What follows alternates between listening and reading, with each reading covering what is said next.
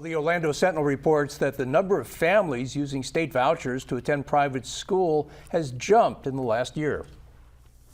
The program was initially designed to help low and moderate income parents afford private schools. But last year, lawmakers dropped the income limits on Florida's programs, opening the program to all families regardless of income. More than 122,000 new students started using vouchers for the first time in the 2023-24 school year. That's a 67% increase from the year before, according to data from Step Up for Students. That's the nonprofit that administers most of the state's scholarships. Now, 1/4 of the families who receive the $8,000 state subsidy are in the top income bracket. That's an income of $125,000 a year or more for a family of 4.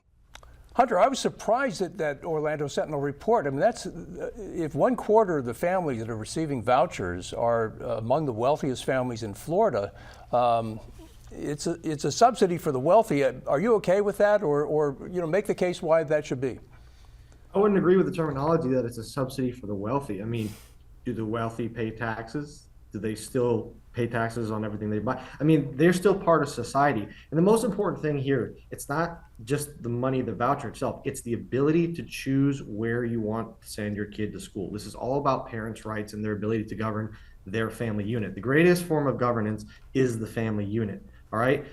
Going to the public school sector, before this whole school choice thing popped off, I had academies at my school where essentially we had legal academies, vet academies, where if other districts didn't have that, they could try to apply to get in there. So this just opens up more and more opportunity for students that if they don't want to go to a certain school, they can go to another. It's not just about the wealthy parents, it's about everybody having more options. And you're starting to see the influx of parents moving away from public school if they have that option. So I think vilifying the idea of using a school voucher is absurd, and they pay taxes anyways. All right, Victor, how would you respond?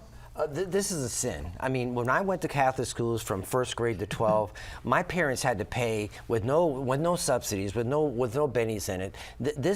A rich person making $100,000, $200,000 a year has no business getting taxpayer money. This is really should. If you're going to give vouchers, give it to poor people who would like to send their kids to a better school. But the fact of the matter is, giving millionaires money to send to a private school. And what's most important to me, and I've railed on this for decades now, even on this program, these private schools do not have to take the test, just like the public schools do. This is just proves that the Republican Party hates public schools. They hate the public school teachers unions, and this is more punishment against them to try to literally destroy public education in this state. And it's sinful what they're doing. This is not right. It sounds great, but it's not good. Hunter, you want to get back in?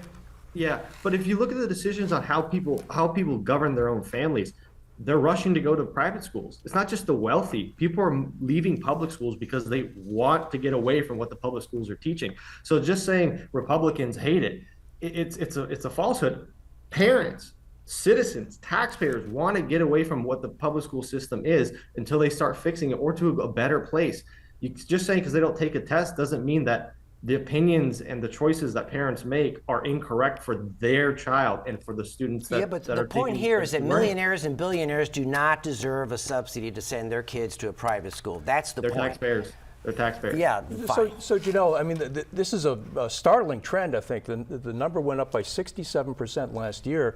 What's the upshot if we see more and more people leaving the public school system and taking these school vouchers? And I should say, a lot of schools charge more than $8,000 a year for yearly tuition. So some schools charge $15,000 or $20,000 a year. But what's the upshot if we? So I need like 10, 15 minutes to go through everything, and we don't have that clearly. So let's look at this from a couple of different perspectives here. So first of all, the lower threshold of the income to have being a top earner is $125,000. In this particular economy that we're in right now, that's not a ton of money. At $125,000, a lot of people probably couldn't afford to send their kids to private school. So at that lower level of the top level, I wouldn't classify that as giving a handout to the wealthy. But on the other side of that, the argument is that the more money you continue to give to these voucher programs, where you do have some wealthy families taking advantage of it, not just those $125,000 earners, that's taking money away from public schools. So it's a which came first, the chicken or the egg sort of scenario, where if we were adequately funding public education, would we need to send people to private school because public education would be adequate? By giving that money to the private school system, by using these vouchers, you're eliminating the ability to improve the public schools. So it's kind of a vicious cycle, and I think that that's the largest argument against these vouchers, more so even than the concept of giving a handout to wealthy people. Kimberly, I'm wondering about the budget implications for this. If this trend continues, what are the budget implications for the legislature? Well, we know already that heading into this session that the legislature doesn't have as much cash as they've gotten used to. They're still going to have a surplus, but we don't have in this state the tons of federal dollars that are coming in that we have in past years. And Speaker Perez has already warned people, and not just him, the budget forecasters as well, look, we're going to have less cash to work with. Now, does that mean they'll pull back from universal school vouchers? I don't think so, just because it was such a popular piece for Republicans and something they really wanted to do. And again, this fits into the category of, Florida leading the way, moving ahead on this, and probably will also serve as a model as the federal government considers what to do about the Department of Education and potentially refunneling those dollars to states in a way that pushes them to do universal voucher programs as well. Yeah, President Trump has already said that he's looking at programs like this.